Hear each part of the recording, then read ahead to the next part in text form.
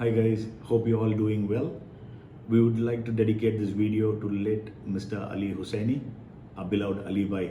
I think most of you would already know what we're going to cover as part of this video. Yes, we're going to cover carp fishing techniques. A lot of new anglers walk into our store and are really keen in learning about carp fishing techniques, and also a lot of people actually message and call me asking about carp fishing. So the basic intention of this video session is to introduce carp fishing for beginners, and there might be a tip or two that might help some intermediate anglers as well. A lot of expert carp anglers, because carp angling has been in India for a very long time. So each region also uses different techniques. For instance, in South India, you will notice that a lot of people use peanut oil cake in their bait, and in northern parts of India you will find that they are using mustard oil cake as part of their mix. So a lot of variations in the bait. So I don't want to get into that part of the bait, because each one has got their own theory on what works and what doesn't. So I'm going to go through the bait that I use and the techniques which is used all throughout India as a basic form. So carp fishing has been in India for a very long time, like I said, but what has been doing was people are using floats, and they were using worms, or they were using sattu. They're using bait balls made and which is being floated under the float, and they were fishing using those methods. And what Mr. Ali Bhai did was he actually did a lot of research, and he introduced the concept of pop-up rigs in India. He did a lot of research, and he actually designed his own pop-up rigs, feeder coils, and what bait to use for Indian conditions. And he also created his own brand, Agwetor, and they've come up with a whole series of ready-made carp rigs, and also individual components that you can use and make your own rigs. I strongly suggest that you all buy Agwetor products, because he's been the pioneer of these carp rigs in India, and he's the main person why carp fishing has grown so much in India. So first we'll get into the rod, the reel, and the line choosing techniques for carp fishing. So when it comes to rods, most of the rods that's used for carp fishing, you'll notice that they'll be using 10 or 12 feet, because the 10 or 12 feet range will actually help you to cast further. And also when you're fishing in areas where there's a lot of snags and things like that, that little bit of extra distance will actually help you to try and get the snags out as well. And normally a fast action rod is used, and some rod that can cast at least a minimum of 100 grams of weight, because you'll be using the bait and making a ball and putting on the coil feeder or the spring feeder. So you need to have a rod which is capable of casting at least 100 grams, because the ball is going to be quite heavy, and when you cast, you don't want to end up breaking your rod. Going into what reel to use for carp fishing, main thing to look at is what line you're going to be using. So based on the line that you're planning to use, you'll have to choose the reel size. If you're planning to use monofilament line, any size between 6,000 and 8,000 would be ideal, because the thickness of the monofilament line is normally thicker, so you need a bigger spool to hold enough line. And if you're planning to use braided line, you can use any reels from size 4,000 to 6,000, because the diameter of the braid is much thinner, and that should hold sufficient line for your fishing. And bait runners are actually quite good when it comes to carp fishing. So with bait runners, you have the advantage of setting 2 drags. So you'll have a preset drag that you will actually fish when you actually after casting the bait, and then just by the single turn of the handle, so you're gonna have the second drag, preset drag, which you'll use to fight the fish. So that comes in really handy. So if possible, try and get bait runner reels, but even normal reels will still do the job, but make sure that you have the drag not too tight, because there are a lot of instances where carp fishermen have actually lost their full setup. The carp fishing is quite time consuming, so normally you've casted your rods and sitting there for hours. People obviously do get distracted talking to each other or reading a book or something, and before you can notice, you will see that the whole setup is being taken off. So make sure that you actually have the drag set little bit loose, probably about half a kilo to 1 kilo drag should be sufficient for most of the fishing applications, because the actual weight of the coil feeder or the spring feeder itself will help with the hook set. So in most of the cases the fish is already hooked, so you don't have to set the hook. So light drag will be the key. Also try and use rod bells, or you do get bait alarms which are available in the market, which you can use on your rods. So when you actually get a bait, you will hear the noise when the rod tip shakes or there's some activity up there. And now going into what line to use for your reel.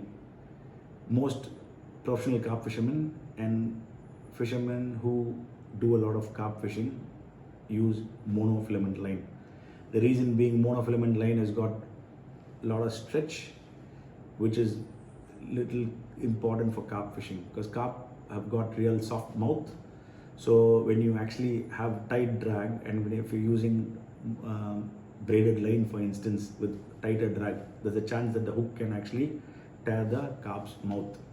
So that stretch comes in really handy when it comes to monofilament. Also monofilament line is more abrasion resistant. So when you're fishing all the dams, rivers, ponds and other areas where it's got rocks and other fallen structures of trees and other things, so that extra abrasion resistance will actually help you out. You can also use braided line as a second option, but preferably it's mono for carp fishing. But for fishermen like me who normally fish saltwater and occasionally in freshwater, it doesn't make sense for you to change your entire line from braid to mono. So you can still use the braided line. And a lot of people who use braided line, you'll notice that they're using a top shot of monofilament leader. So what they do is they actually use 5 to 10 meters of mono leader, and they connect the mono leader to the braided line using an FG knot. So that way you can still cast your bait out, and you've got that first 5 or 10 meters of monofilament line, which is going to help with the abrasion resistance and a little bit of stretch in there as well. So that way you can have a bit of both of the world.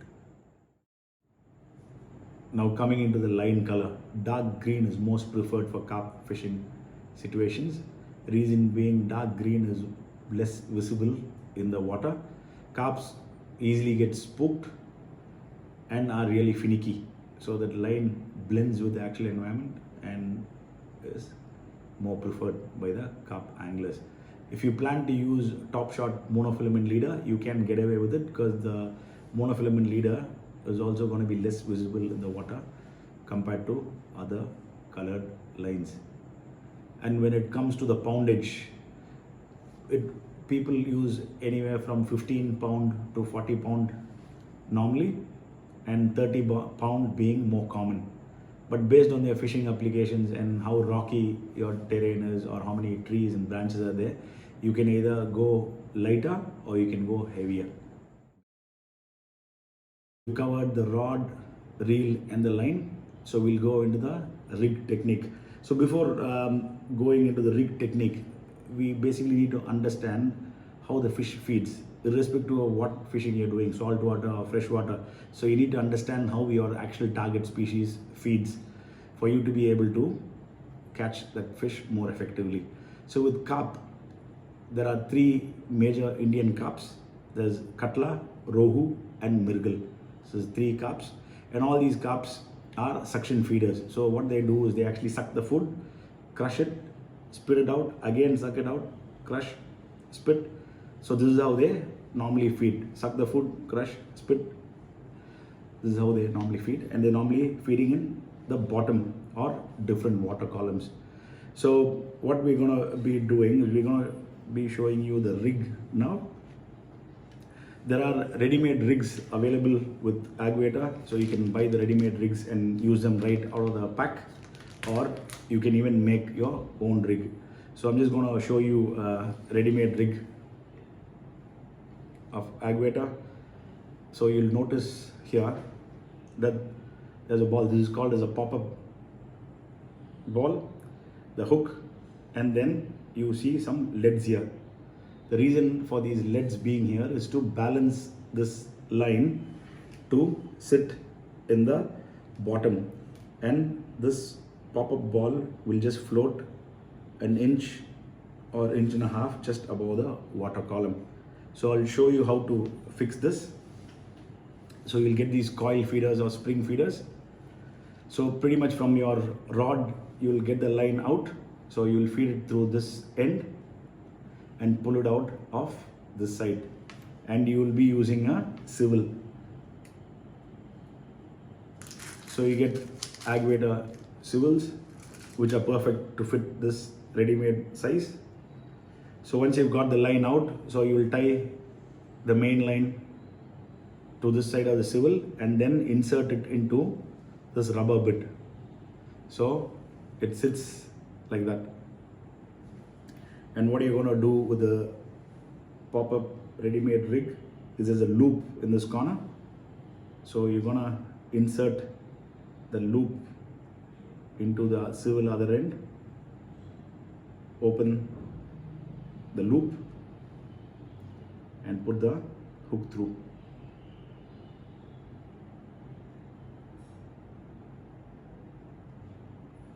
And that's your rig ready. So how this sits in the water when you cast is that it falls down and the bait is going to be dispersed all around this area. And these lead weights will keep this line on the bottom and your pop-up is just going to be floating around this area. So when the carp comes to this area for the feed and they are feeding around this area, so when they suck and spit, so this pop-up rig, which is sitting right close to your bait cloud, is actually going to get into the carp's mouth. And when it feels something sharp or something poking in its mouth, it's going to take a run. So when it runs, this automatically 80 to 90% of the time gets hooked in the mouth from the weight of the spring. You do get different weight springs. This one I've actually shown you is actually a non-weighted model. So you do get weighted spring models. So the spring weight will help the hook set in most of the cases. So there is different styles of feeder with weight. So you can use any of these. Another tip while actually casting your bait out is, once you've casted your bait, so the bait is going to touch the water column and then it's going to fall inside. Make sure that you keep your bail arm open, and once the bait falls and touches the bottom, you will see a slack on your rod. At that time, close the bail arm and don't reel it too much, because you want the spring feeder, the bait and your pop-up rig all in the same spot. For instance, if you're casting it and closing the bail arm, and if you're reeling it too much in, your bait is going to be sitting here and your empty spring feeder and your pop-up rig is going to be sitting away from the bait. So what's going to happen is the carp is going to be happily feeding in this area and you're not going to get hookups. So the main thing is, after you've casted, wait till you see the slack and just wind the slack. Do not wind too much. And that way you'll have the cloud and the pop-up all sitting in the same area and you will increase the hookup rate. So now just going into the different color pop-ups. So you'll notice that there are different colors here. What color is the best? It actually quite depends on the area that you're fishing and the bait that you're using. For instance, if I'm using crushed corn and other things in my bait, I would probably go for an yellow or probably something like an orange. If I'm going to be using flattened rice, dried rice, the poha and other things in my bait, I'll probably be using something like a white color pop-up, because that's what they're feeding on. So this will kind of resemble what it is, and when they're sucking, they'll probably suck this as well into their mouth and the hookup rate will increase. But again, a lot of theories, a lot of people say that the Rohu or Catla actually comes for the pop-up as well, but I strongly believe that they actually come to that area first for the food, and secondary they get attracted probably to the color, and when they suck with the inquisitive mind, it gets stuck in their mouth. And within the pop-up you get different types of pop-up sizes.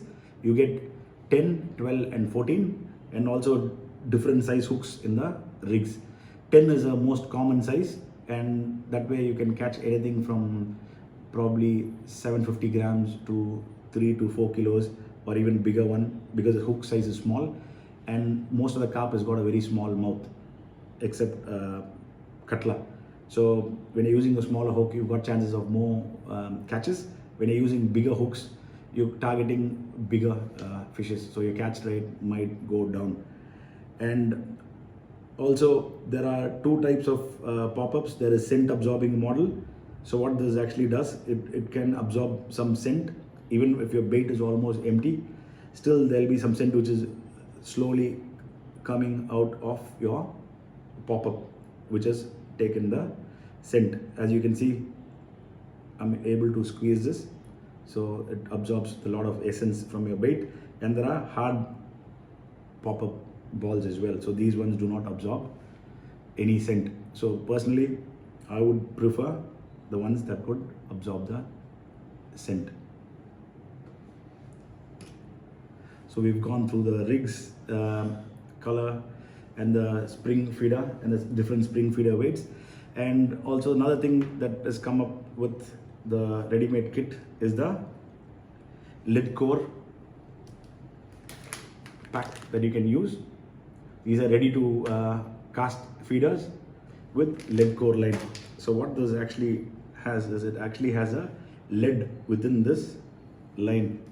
So the advantage of using this is, once you actually cast your bait out, so what normally happens with other line is that from your rod trip, the line is going to come slanted to the bottom and your bait is going to be dispersed here, and you're going to be having your pop-up here. When the fish is feeding, when you're using a normal mono line, it's actually going to not sit on the floor. It's going to be actually coming in an angle from the rod, and it will actually disturb the fish feeding. And carps are really finicky and they get easily spooked. So when they get hit by something, they sometimes get scared and they can get spooked. The advantage of lead core line is, after you've cast it, this will actually sit in the bottom because the line is weighted. It's got weighted lead inside. So this is going to sit in the bottom nicely and then go to the rod. So the carp doesn't get any disturbance. So they can feed peacefully around this area, and slowly it can increase your catch rate. So we have the ready-made ones with lead core, and also we have the ones with mono. So the mono ones are a little cheaper compared to the lead core. So it's your choice what you really want to use. So now we've gone through the rod, reel, line, rigs, and how to use the rig.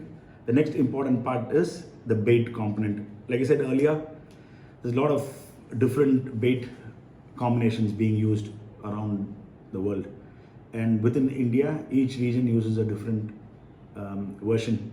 So I'm going to tell you a version which normally I use and which has been successful for me and for the anglers in Tamil Nadu who's been using my bait. So pretty much when you choose a location to go fish for carp, you need to choose a location which is really not too deep, because carps normally don't feed more than 60 feet of water. So you got to be targeting the shallower part of the lakes, pond and other areas.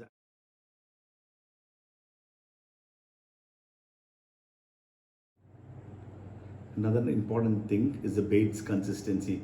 The bait should not be too soft or too sticky. So what happens when the bait is too soft? So once you put the bait on your spring feeder or the coil feeder and you cast, so the minute the bait touches the water column, it's going to break and it's going to spread into a wider area, and it's not going to be effective. In the same case, if it's too sticky, the bait is going to fall and land in the bottom, and it's not going to dissolve for a very long time. So this is also not going to be effective, because if it doesn't dissolve quick enough, it's not going to attract the fish into that area. So the right consistency is not too soft, not too sticky. And one way of testing that is, try and make one small ball when you're making the bait, and try and put it close to the area that you're fishing in a shallow area, so you can actually see, to make sure that the actual ball is dissolving within a minute slowly and creating a cloud. That is really important, that you're using the right consistency to increase your catch rate. And also keep swapping the bait every 20 minutes, because a lot of small fishes as well which keeps pecking on your bait.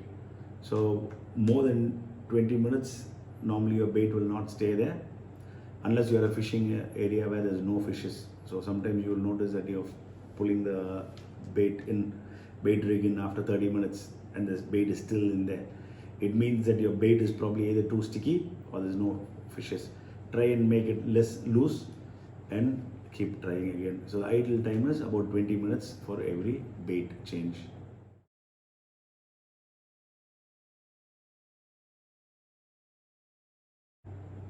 And if you are planning to fish a new area where no one has fished before, ground baiting is a key to increase your catch rates. So for instance, if you're planning to fish on one particular day, try and ground bait 1 or 2 days prior to your fishing session. So you will be using similar bait that you will be using on the day that you will be fishing. You can either use a more concentrated version. Normally the ground bait differs from person to person. I would personally use peanut candy cake powder, rice or wheat husk powder, little bit of ragi flour, little bit of rice flour. I would add jaggery or sugar syrup that I've made by boiling sugar or jaggery with little bit of water and finely powdered cardamom. And a tip while grinding cardamom is make sure that you add a few spoons of sugar while grinding the cardamom in the mixer, so the cardamom actually becomes finely powdered, and that will help with spreading the flavor evenly in the water when you're actually putting the ground bait. Also another tip with ground baiting is try and ground bait around the same time that you're planning to fish. For instance, if you're planning to fish in the morning, try and ground bait the previous days in the mornings. If you're planning to fish in the evening, try and ground bait in the evening in those locations. What it's going to do, it's going to try and get those fish into that feeding mode around that time. So they're going to get attracted and they're going to come around feeding for that time. Or if you're fishing a location where people have already been fishing, you may not need much of ground baiting because they already been feeding fishes in that area and they've been catching fishes. So ground baiting may not be necessary in that area. So when it comes to bait, again, different people use different baits. It differs by region, and also each angler has got their own secret recipe. The recipe that I've used and which has been successful with me and most of my anglers who have actually given the recipe to is I use peanut oil cake powder. So they call it as punaka. So I grind them in the mixie and make it into a fine powder. Make it in small batches, because if you put too much in also you'll end up breaking your mixer blade. And I'll mix rice or wheat husk powder, they call it taudu in Tamil. Then I will mix some rice flour, some ragi flour, little bit of besan flour. I'll make some powder of soya bean or the soya meal that they call. You put them in the mixer and grind them into fine powder. So add them into this mix. Then I would add sweet corn powder. You'll get sweet corn dry kernels in the shop. So get them and grind them in the mixer. Make sure that you do not grind them too coarse. It needs to be in between, not finely powdered or not very big coarse. It needs to be in between, so there are small particles visible in that consistency. So mix that, and I would add some ghee into this mixture. Again, some sugar syrup or jaggery syrup, or you can add molasses syrup, which is also good, because carps like sweet flavor, and sweet and pleasant flavor attracts the carp. And I would also add powdered bread to this mixture. So get a few loaves of white bread, grind them in small batches in your mixie. It will become a powder. So you mix them with this mix. And also you need to add some oil base to this. So I would be adding ghee and either coconut oil or mustard oil with this mixture, because the oil helps with taking this flavor and dispersing it throughout that area. That helps with attracting the fish towards where your bait is. There are a lot of local water bodies in India, and you'll be quite surprised to know that your lakes, ponds, rivers and dams are holding these carps. Use these techniques and hope you land the trophy fish.